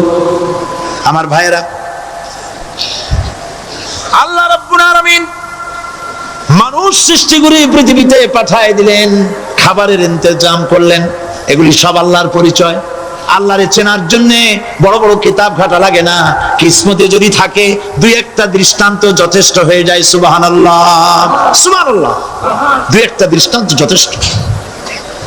আল্লাহ পাক সমস্ত সৃষ্টি জগৎকে তৈরি করলেন, সৃষ্টি করলেন, আর তাদের খাদ্যের ব্যবস্থা করলেন। কে করেছেন খাদ্যের ব্যবস্থা? খাদ্য দেন আল্লাহ। কিন্তু অহংকারী যারা, তারা বলে দেশের বাম্পার ফলনের জন্য সমস্ত কৃতিত্ব সরকারের, ওদের জন্য আল্লাহর জান্নাতের দরজা খোলা হয়ে যেত। প্রশংসা করবে কার? চিল্লায় বলুন। আল্লাহ পাকের প্রশংসা করবে। খেতে দেওয়ার মালিক তিনি। আল্লাহ পাক বলছেন আল্লাহকে, তার পরিচয় আল্লাহ তুলে ধরেছেন, ওয়ামা মিন দাব্বাতিন ফিল আরদি ইল্লা আলাল্লাহি রিজকুহা। এই পৃথিবীর ভিতরে এমন কোন বিচরণশীল জীব নাই যার রিস্কের দায়িত্ব আমি আল্লাহ গ্রহণ করি নাই। সুবহানাল্লাহ বলবেন না? রিস্কের দায়িত্ব কার হাতে? আচ্ছা দেখুন তো, পৃথিবীর সমস্ত সরকারের কাছে বিভিন্ন মন্ত্রণালয় আছে না? খাদ্য মন্ত্রণালয় বলে কোন মন্ত্রণালয় আছে কিনা? আছে। খালি কয় খামু আর খামু। খাদ্য মন্ত্রণালয় আছে, থাকার পরেও মানুষ না খাইয়া মরে, ঠিক কিনা? এবার একটু তাকান তো, জ্ঞানের চক্ষু দিয়া তাকান। ফরেস্ট এরিয়া, বাঘ আছে কিনা? নাই। সিংহ আছে কিনা? গন্ডার আছে কিনা? হাতি আছে কিনা? বিশাল বিশাল প্রাণী আছে কিনা? জঙ্গলে ছোট্ট প্রাণী থেকে, পোকা থেকে শুরু করে গন্ডার পর্যন্ত, টুনটুনি পাখি দিয়ে শুরু করে ঈগল পাখি পর্যন্ত, নদীর ভিতরে ছোট্ট চুনো পুঁটি থেকে শুরু করে তিমি মাছ পর্যন্ত। প্রাণী তত্ত্ববিদরা বলেছেন সমুদ্রের ভিতরে এমন এমন বড় বড় তিমি আছে যে একটা তিমির ওজন 5000 টন পর্যন্ত হয়ে যায়। 5000 টন তিমিটার ওজন। এ যখন বাচ্চা হয় তখন বাচ্চার দৈনিক দুধ লাগে 50 থেকে 60 মণ পর্যন্ত। কে ব্যবস্থা করে? রুহান্নান ফেরেশতা। তো ওর মা যেমন, বাচ্চা তো সেরকম হবে, ঠিক কিনা? কে দেয় খাবার? এবার দেখেন তো, আপনার দেশের এই জঙ্গলে কত হাতি আছে। হাতিরা মিছিল করে আসছে যে আল্লাহ আমাদের এখন আর খাইতে দিতে পারে না, বাংলাদেশের গভর্নমেন্ট কিছু দাও। আসছে না, খাইয়া ক্ষুধার জ্বালায় হাতি মরেছে, বাঘ মরেছে, সিংহ মরেছে। এর কোন দৃষ্টান্ত আছে? ক্ষুধার জ্বালায় আকাশের উড়ন্ত পাখিরা ছটফট করে মারা গেছে, দৃষ্টান্ত আছে? নদীর মাছেরা ক্ষুধার জ্বালায় ভেসে উঠেছে, না খাইয়া মরে গেছে, দৃষ্টান্ত আছে? মহান আল্লাহ রাব্বুল আলামিন কোরআন শরীফের ভিতরে বলেছেন অনেক প্রাণী এমন আছে যারা তাদের খাদ্যকে সঞ্চয় করে না, খাদ্যকে জমা করে না, আহরণ করে না। সকাল বেলায় একটা খাবার খেলো, দুপুরে কি খাবে তার জানা নাই। শকুন পৃথিবীর মাটি থেকে 3 মাইল উপরে ওড়ে, তার চোখকে আল্লাহ পাক এত তীক্ষ্ণ বানিয়ে দিয়েছেন, এই চট্টগ্রামের কোথায় মরা গরু আছে 3 মাইল উপর দিয়ে দেখতে পায়? সুবহানাল্লাহ করতে ইচ্ছে করে না। এই প্রাণীগুলি, খাবারগুলি কোনো গভর্নমেন্ট জোগাড় করে রাখে নাই। আল্লাহ পাক বলেন সবার খাবার আমি দেই। সকাল বেলায় সমস্ত প্রাণীগুলি, মহাশূন্যে পাখি, পানির ভিতরে মৎস্যরাজি, জঙ্গলের ভিতরে হিংস্র প্রাণী, পোকামাকড় থেকে শুরু করে সবগুলো খালি পেটে সব বেরিয়ে যায়, কারো কোনো খাবারের মজুদ নাই। সন্ধ্যা হতে না হতে সমস্ত প্রাণীগুলির পেট ভরাইয়া আমি আবার যার যার ঘরে বেরায় দেই। ওয়ামা মিন দাব্বাতিন ফিল আরদি ইল্লা আলাল্লাহি রিজকুহা। সমস্ত প্রাণীর রিজকের দায়িত্ব আমি আল্লাহর হাতে। কে দেয় রিজক? জোরে বলুন, কে দেন? আল্লাহ পাক। কি খাবেন সব আল্লাহ জোগাড় করে দিয়েছেন। তরি তরকারি জোগাড় করেছেন, মাছ জোগাড় করেছেন, চাউল দিয়েছেন, খাবার দিয়েছেন, গোশত দিয়েছেন, সব দিয়ে দিয়েছেন। আল্লাহ রাব্বুল আলামিন সমস্ত জিনিস দিয়ে মানুষকে আল্লাহ পাক তার জন্য আল্লাহ সব করেছেন। খালাকা লাকুম মা ফিল আরদি জামিআ, এই পৃথিবীতে যা তৈরি করেছে সব তোমার জন্য। এ হচ্ছে আমার আল্লাহ, এ হচ্ছে আমার কে? আল্লাহ। সে আল্লাহ পাক বলছেন, আল্লাহর পরিচয়, তিনি স্রষ্টা, তিনি রিজিক দাতা। এবার আইনদাতা কে? আইনদাতা কে? আরো জোরে বলুন। আইনদাতা আল্লাহ হচ্ছে আল্লাহর পরিচয়। ইনিল হুকমু ইল্লা লিল্লাহ আলা লাহুল খালকু ওয়াল আমর, সৃষ্টি যার, আইন চলবে তার। আমার দেশে আল্লাহর আইন চলছে? আমাদের দেশের কল কারখানা, ক্ষেত খামার, অফিস আদালত আল্লাহর আইন অনুযায়ী চলে? চলে না। বরং আল্লাহর আইনকে মুছে ফেলার জন্য, নিজেদের আইন সৃষ্টি করার জন্য প্রচেষ্টা চালানো হচ্ছে। আল্লাহর আইন মানুষের জন্য সব থেকে বেশি উপযোগী, কারণ সৃষ্টি করেছেন কে? বলেন, কে করেছেন? আল্লাহ। প্রত্যেকটি মেশিন আপনি যা কিনবেন, রেডিও হোক, টিভি হোক, যে কোনো যন্ত্র হোক, গাড়ি হোক, তার সাথে একটা লিটারেচার, একটা বই তার সঙ্গে দিয়ে দেওয়া হয়। ওই বইয়ের মধ্যে লেখা থাকে এটা কিভাবে চালানো হবে, অপারেট করা হবে, তার সিস্টেম লেখা থাকে। আপনার ইচ্ছা মতো চালাইলে হবে না। এই মানব গোষ্ঠীকে সৃষ্টি করেছেন। এখন আপনি যদি আপনার আইন মতো চালান, তা কি চলবে? চলবে না। আপনি আপনার আইন মতো চালাচ্ছেন, ভালোভাবে চলতেছে?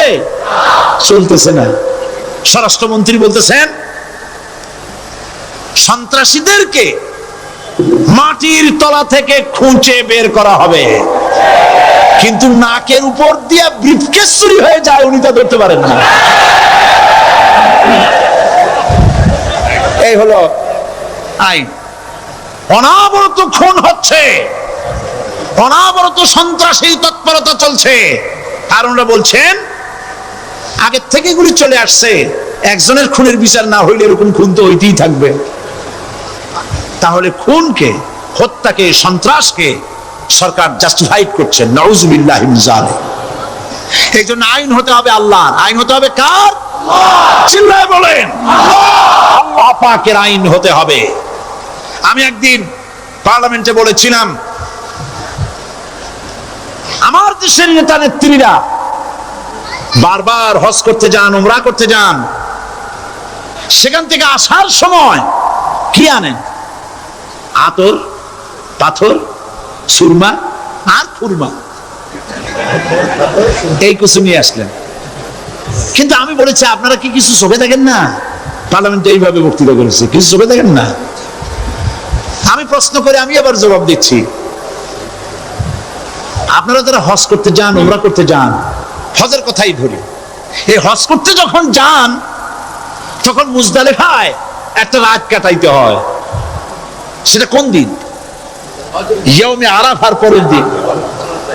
এই মাঠে দালান কোঠা আছে, এখানে বেড়া আছে, শামিয়ানা আছে, পর্দা আছে, তাবু আছে, কিচ্ছু নাই।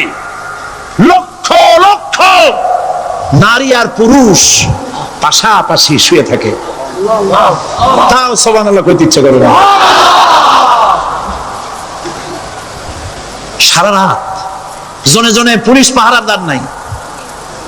কিরকম মেয়ে এলো, চাঁদের সৌন্দর্য হার মানায় দিতে পারে এরকম সুন্দরী, এরকম সুন্দরী নারী, সুদর্শন পুরুষ পাশাপাশি রাস্তার ধারে মরুভূমির ভিতরে সারা রাত কাটাচ্ছে। ইয়ৌমে আরাফার পরের রাতটা একটা রাত পুরা। এভাবে চলতেছে বছরের পর বছর, শতাব্দীর পর শতাব্দী, সহস্রাব্দীর পরে সহস্রাব্দী। আমি প্রশ্ন করি, পৃথিবীর ইতিহাসে কেউ কি এমন কথা বলতে পেরেছে, লিখতে পেরেছে যে মুজদালিফার রাতে সেখান থেকে 10টা নারী হাইজ্যাক হয়েছে, 5টা নারী লাঞ্ছিত হয়েছে? বলতে পারবে? গভীর রাত্রে পুরুষ সঙ্গী ছাড়া সুন্দরী রমণী, যুবতী রমণী একাকিনী নিজের ঘর ছেড়ে আল্লাহর ঘরে তাওয়াফ করতে আসে। তাওয়াফ সেরে তাহাজ্জুদের নামাজ পড়ে আল্লাহর কাছে মোনাজাত করে একা একা হাজার হাজার লাখো পুরুষের ভিতর থেকে আপন ঘরে ফিরে যায়, কারো বাবার হিম্মত নাই একবার তাকায়ছে তো রূপ উপভোগ করার জন্য আবার তাকায়, অথবা তার আঁচল ধরে টান মারে। আছে ইতিহাস? কথা কন না কেন? সুন্দরী একটা মাইয়া মক্কা থেকে মদিনা থেকে পাওয়া যায় না, 15 দিন হয়ে গেছে। হয়েছে কখনো? এবার জবাব দেন, কেন হয় না? কেন হয় না? আমার দেশের মেয়েরা রাস্তা দিয়ে হাঁটতে পারে না। হাই স্কুল মেয়েদের, হাই স্কুল মেয়েদের কলেজ যখন ছুটি হয়, তথাকথিত সোনার ছেলেরা গেটের সামনে এতিমের মতো কারায় থাকে। অনবরত হাইজ্যাক হচ্ছে, ধর্ষণের সেঞ্চুরি হচ্ছে। আর ওখানে হয় না কেন? ওখানে হয় না এই কারণে, এই কোরআনের আইন আল্লাহ রাব্বুল আলামিন যে আইন দিয়েছেন, ওখানে আইন বলবৎ আছে। আছে নাকি? আছে কিনা? কোন পুরুষ কোন নারীকে ধর্ষণ করেছে যদি প্রমাণিত হয়, সে যদি ফাহাদের ছেলে হয় আর ফাহাদের মেয়েও হয়, কোরআনের শাস্তি হলো পাথর মেরে উড়াইয়া দাও। তাকে জানিয়ে দেওয়া হবে রেডিও টিভির মাধ্যমে, জিনাকারের ব্যভিচারীর শাস্তি হবে। চতুর্দিকে হাজারো লোকেরা দাঁড়াবে, হাতে পাথর নিয়ে পাথর মেরে তাকে তার গোশত হাড্ডি বাতাসের সাথে উড়ায় দেবে। একজন মানুষ আর একজন মানুষকে খুন করলো, এই আসামি ধরা পড়ে গেল, কোরআনের শাস্তি হলো যখন ধরা পড়বে প্রমাণিত হবে, যেমন ভাবে হত্যা করেছে পরেও হত্যা করো। এই দৃশ্য, এই আইন যদি বাংলাদেশে যদি এই আইন চালু হয়ে যেত, খুনের আসামি ধরা পড়েছে, ধরা পড়েছে জেনার আসামি, প্রকাশ্য ময়দানে এলো, সাক্ষী প্রমাণে কোর্টে প্রমাণিত হলো সত্যি সে খুনি। এই বিশাল আউটার স্টেডিয়ামের মাঝখানে খুনি কি দাঁড় করাও, চতুর্দিকে হাজারো লাখো মানুষ থাকুক, রেডিও টিভির ক্যামেরা কার্যকর হবে, পত্র পত্রিকার সাংবাদিকরা আসবে, তরবারির আঘাতে খুনির কল্লাটা উড়ায় দাও, দেহটা নিঃসার হয়ে জমিনে পড়ে যাবে। এই দৃশ্য যারা দেখবে সচক্ষে, রেডিওতে, পত্র পত্রিকায়, আর 1 বছরের ভেতরে খুন করার হিম্মত কারো কলিজায় উঠবে? জেনাকারের পাথর মেরে দেওয়া, পাথর মেরে উড়িয়ে দেওয়ার শাস্তি যদি চোখে কেউ দেখে, জেনা করার পুলক আর জাগবে? এটা নাম আল্লাহর আইন। এই আইন কার? এই আইন কার? এই আইন যতদিন পর্যন্ত বাংলার মানুষের, মুসলমানদের উপরে কার্যকরী না হচ্ছে, এই দেশে কার্যকরী না হবে, ততদিন পর্যন্ত হত্যা, ধর্ষণ, খুন বন্ধ হবে না। বন্ধ হবে? সুতরাং এই আইন হচ্ছে কার? আরো জোরে বলেন, আল্লাহ রাব্বুল আলামিন। মহান আল্লাহ রাব্বুল আলামিনের এই আইন অনুযায়ী যদি দেশ চলে, মানুষ শান্তি পাবে, চুরি বন্ধ হবে, ডাকাতি বন্ধ হবে, জেনা বন্ধ হবে, হত্যা ধর্ষণ বন্ধ হয়ে যাবে। নবীজি এমন একটি আইন চালু করে দিয়ে, কোরআনের বিধান চালু করে দিয়ে এমন একটা সমাজ চালু করেছিলেন, যেই সমাজ সম্পর্কে হুজুর নিজে বলেছেন, খায়রুল কুরুনে কারনি, সর্বশ্রেষ্ঠ যুগ হলো কার যুগ? আমার যুগ। সুবহানাল্লাহ বলেন। রাসূলের যুগ হলো সর্বশ্রেষ্ঠ যুগ। সেই কোরআন, সেই হাদিস আজও আছে না নাই? বলেন জোরে, আজও আছে না নাই? সেই কোরআন এবং সুন্নাহ দিয়ে দেশ শাসন হোক, এটা কি আমরা চাই? কারা কারা চাই? দু হাত উঁচু করে দেখা।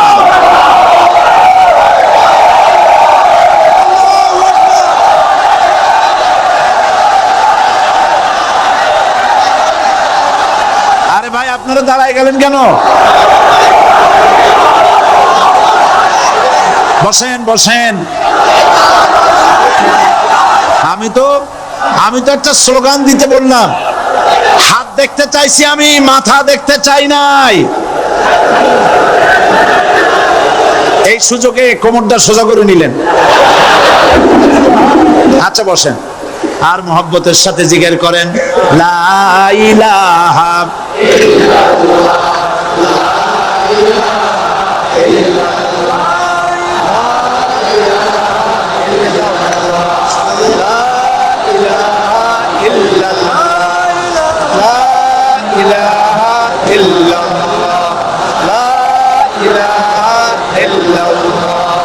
জোরে সরে সবাই জিকির করেন লা ইলাহা ইল্লাল্লাহ, লা ইলাহা ইল্লাল্লাহ, লা ইলাহা ইল্লাল্লাহ, লা ইলাহা ইল্লাল্লাহু মুহাম্মাদুর রাসূলুল্লাহ। বসুন, আমরা মুনাজাত করব। আল্লাহ রাব্বুল আলামিন আয়াতুল কুরসির ভিতরে আল্লাহর সার্বভৌমত্বের কথা বলেছেন। আল্লাহু লা ইলাহা ইল্লা হুয়াল হাইয়ুল কাইয়্যুম। পড়েন আমার সাথে সবাই, আল্লাহু লা ইলাহা ইল্লা হুয়াল হাইয়ুল কাইয়্যুম। আল্লাহ হচ্ছেন যিনি ছাড়া কোনো ইলাহ নাই, তিনি শাশ্বত চিরঞ্জীব। সুবহানাল্লাহি ওয়া বিহামদিহি। আগামীকাল এর বাকি অংশ আমি আপনাদের সামনে আলোচনা করব ইনশাআল্লাহ। জোরে বলেন ইনশাআল্লাহ। দাঁড়ানো বাইরে বসেন, আপনাদের পাশে যারা দাঁড়িয়েছেন অনুরোধ করে বসায় দেন। বলেন যে আর 5টা মিনিট বসেন, আল্লাহর রাস্তায় হাঁটেন না। হ্যাঁ বলেন, বলেন আপনারা যে আল্লাহর রাস্তায় হাঁটেন না, বসেন, সবাই বসেন। এত বড় মাহফিলের মুনাজাত, সুবহানাল্লাহ বলেন। চট্টগ্রামের ইতিহাসের শ্রেষ্ঠ মাহফিল, চিল্লায় বলেন সুবহানাল্লাহ। গোটা বিশ্বের কোরআনের শ্রেষ্ঠ মাহফিল, বলেন সুবহানাল্লাহ। যারা বলেন আলহামদুলিল্লাহ। আগামীকাল এই মাহফিলের আখেরি মুনাজাত হবে ইনশাআল্লাহ। বলেন ইনশাআল্লাহ। আমি আন্তরিকভাবে দুঃখিত, প্রতি বছর আমার মা বোনদের জন্য, চট্টগ্রামবাসী আমার মা বোনদের জন্য আলাদাভাবে তাদের প্রশ্নের উত্তর দেই এবং তাদের সামনে কোরআন হাদিসের কথা আলাদাভাবে বলি। এবছর দিন কম হয়ে গেল বলে মহিলারা, মা বোনেরা বঞ্চিত হয়ে গেলেন। শিশু কিশোরদের জন্য আলাদাভাবে সমাবেশ করা হয়, তাও বঞ্চিত হয়ে গেল।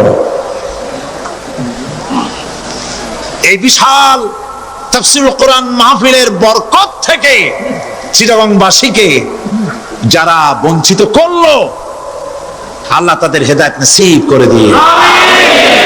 যদি হৃদয় থাকে, যদি হৃদয় বলে কিছু থাকে, বিবেক বলে যদি কিছু থাকে, আর শরীর যদি মুসলমানের পিওর রক্ত থাকে,